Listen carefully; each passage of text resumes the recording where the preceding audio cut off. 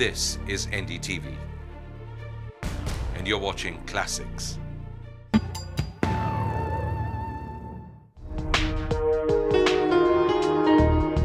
The story of the Oberoi Group starts in 1922, the year that M.S. Oberoi, Vicky Oberoi's father, joined the Cecil Hotel in Simla as a clerk. By 1955, when 25-year-old Vicky Oberoi officially entered the business, the Oberoi chain consisted of 13 hotels.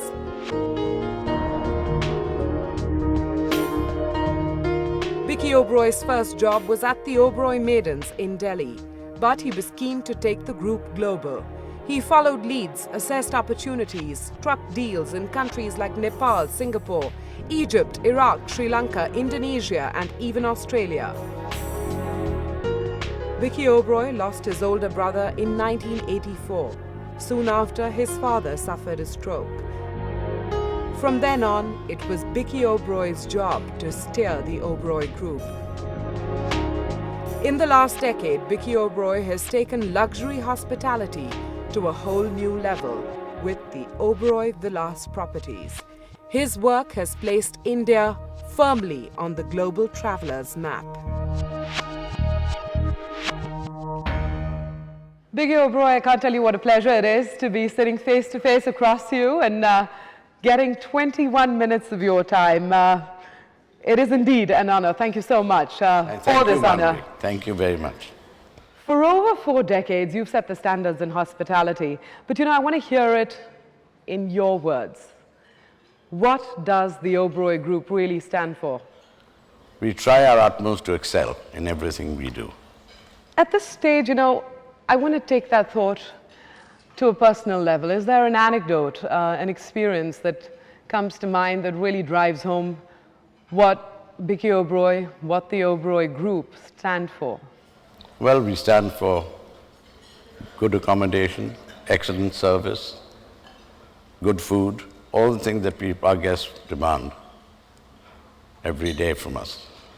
10 years ago when you opened the Raj Vilas in Jaipur, you clearly took the whole game to a whole new level. Tell me, clearly India had never seen a property like that before. What were you thinking when you started on this journey of the Vilases? It was our desire to have, as far as Raj Vilas was concerned, that was the first one, to have a hotel that was ranked among the best in the world. And it was ranked #1 in the world for, I think, at least 1 year, if not 2. Were there any skeptics at that stage, those who, for instance, doubted your strategy, doubted your ideas? Many, both within the company and outside. And what did you say to them? We said, let's go along, let's see what happens. You chose to build each villas from scratch. You could have actually taken any number of grand existing forts and palaces and housed the Vilas brand within those existing structures. I'm actually extremely curious to understand, why did you choose to build them from scratch? What was the thinking there? Well, I've traveled around India, seen many forts, many palaces. Most of them are not suitable for conversion, for various reasons. We do have a palace that we think can be converted. It's in Madhya Pradesh. We haven't started work on it because there's no water, and so we're waiting for the Madhya Pradesh government to lay a pipeline. I think that will make a good hotel. But most palaces or forts don't make good hotels. They can't be converted easily. So what does make a great hotel? A great hotel, excellent site. I think site is very important. Good food, good accommodation, and of course, above all, good service. I've heard you say this before, and I'm going to bring it up today. Functionality is much more important than aesthetics. And this coming from a person who has a very high sense of aesthetics. Give us an example of when you've had to choose functionality over aesthetics, especially when those aesthetics were very dear to you. Well, in all humility, I'm very flattered that people say I've big aesthetic sense. I am fortunate. I notice a lot of things. But functionality is important. For example, a motor car. You can have a beautiful car, but if it doesn't function, what good is it? It's the same with hotels, I think. I've heard so many people say this of you. They say nothing escapes your attention.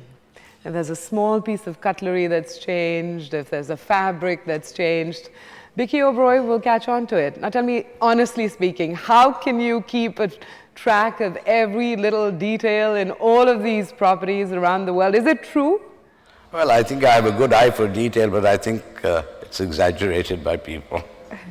But it does, you do look out for the detail. You walk into one of your properties, what's the first thing that catches your attention? What's the first thing that you're looking out for? Well, I look out for how the staff are dressed.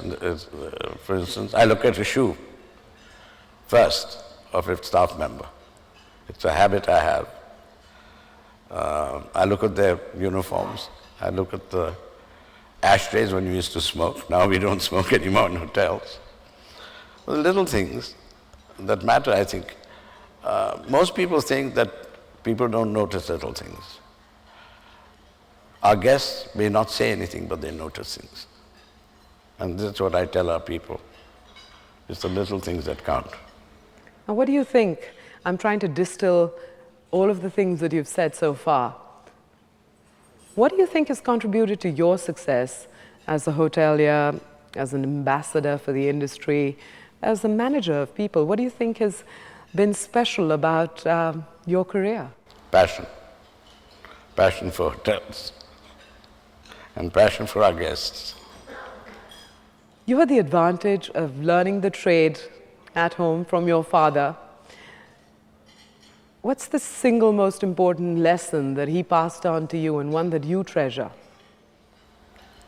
I think he always used to say that people are the most important thing. You can make a hotel out of gold, but if you don't have the right people, you'll never succeed. And he knew a lot of people. He knew people by name. Even he'd go into the kitchen and he told even junior chefs' names. And he was the people's man. And he always taught me that people are the most important in a service industry such as ours. That's a tall order in today's scale of operations, to know the name of every single employee of the group.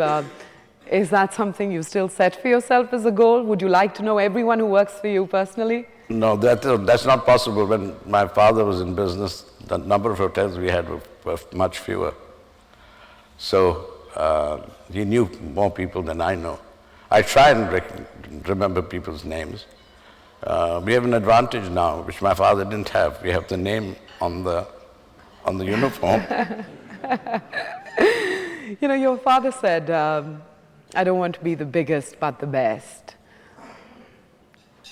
Has your career been an extension of that thought, or have you tweaked it? Actually, my father said he wanted to be the biggest and the best.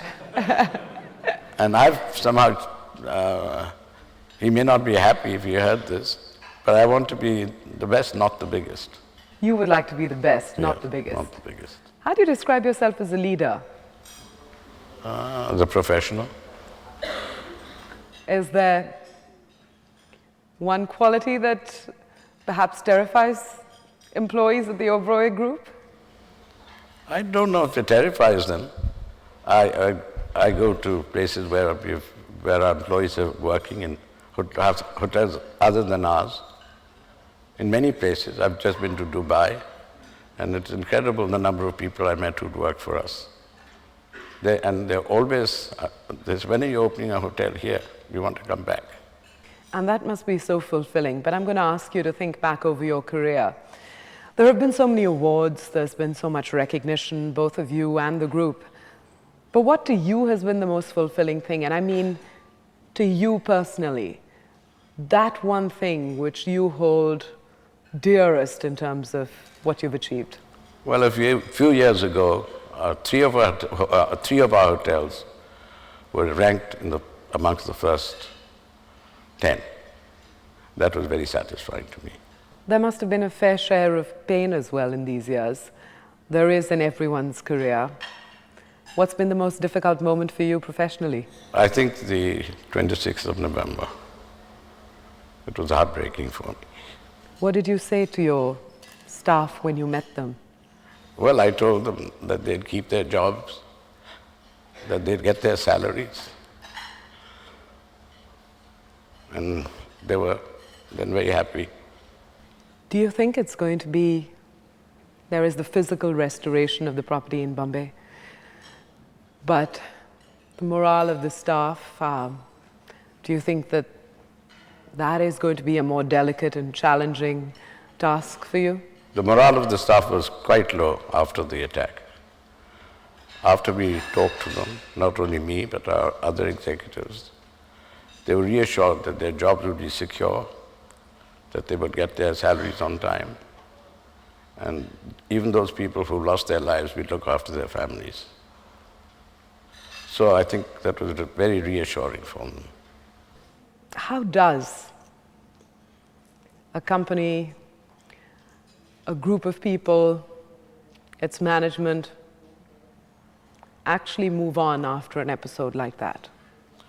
I think that we have to forget it. The terrorists wanted us to terrorize us. And I think the sooner we forget what has happened and go about our normal daily lives, the better. It may not be easy for some people, but I think that's the answer.